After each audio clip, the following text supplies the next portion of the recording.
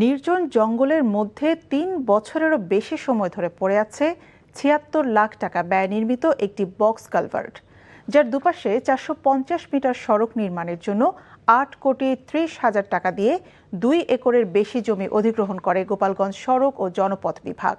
কিন্তু প্রকল্প অনুমোদনের ৪ বছরেও শুরু হয়নি সড়কের নির্মাণ কাজ। গোপালগঞ্জ থেকে মাসুদ পারভেজের পাঠানো রিপোর্ট।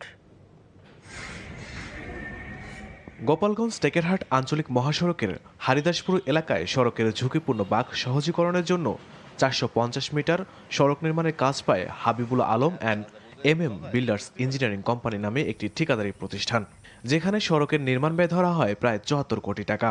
কিন্তু একাধিকবার প্রকল্পের মেয়াদ বাড়ানো হলেও ৪ বছরেও নির্মাণ কাজ শুরু করতে পারেনি ঠিকাদারি প্রতিষ্ঠানটি। ফলে ৭৬ লাখ টাকা ব্যয়ে নির্মিত বক্স কালভার্টটিও পড়ে আছে অবহেলায়।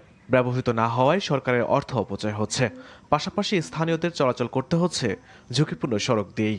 এই রাস্তাটা খুব রিস্ক, যে কোনো মুহূর্তে নদীতে বিলীন হয়ে যেতে পারে রাস্তাটা। একে তো রাস্তাটা যাচ্ছে পাশে এই বাঘটার কারণে এখানে দুর্ঘটনা ঘটে।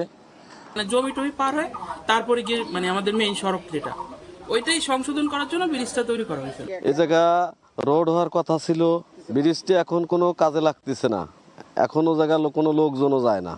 এদিকে কাজ শুরু করতে না পারার পেছনে ভূমি অধিগ্রহণে গোপালগঞ্জ সড়ক ও জনপথ বিভাগের জটিলতার দায় দিয়েছেন ঠিকাদারি প্রতিষ্ঠানের এই কর্মকর্তা।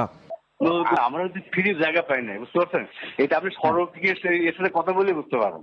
হ্যাঁ, আমাদের বললে তো আমরা করতাম, আমরা শুধু করতে করতাম, আমরা তো কলেজে বসেছিলাম। হ্যাঁ, কিন্তু আমরাও পাই নাই আর কি, এটা ফ্রি পাই নাই। হ্যাঁ, দেখা ঝামেলা, ওই কেউ বাড়ি ছাড়তেছে না, ছাড়তেছে না, আর করা হয় না আর কি।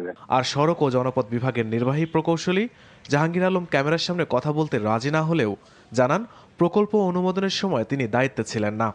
পাস হবে যদি সরকার গোপালগঞ্জকে আলাদাভাবে ট্রিট না করে। বুঝতে পারছি। আমাদের ভদ্রতা কমে গেছে না, অবশ্যই এটা আসলে সরকার তো যেটা দেখলাম যে সরকার আসলে আমাদের গোপালগঞ্জের প্রতি পজিটিভ আছে এখন পর্যন্ত। যদি পজিটিভ থাকে তাহলে জনগণের দুর্ভোগ লাঘবে দ্রুত সড়কটি নির্মাণ কাজ সম্পন্ন করবে কর্তৃপক্ষ, এমনটাই দাবি স্থানীয় অধিবাসীদের। NTV news desk.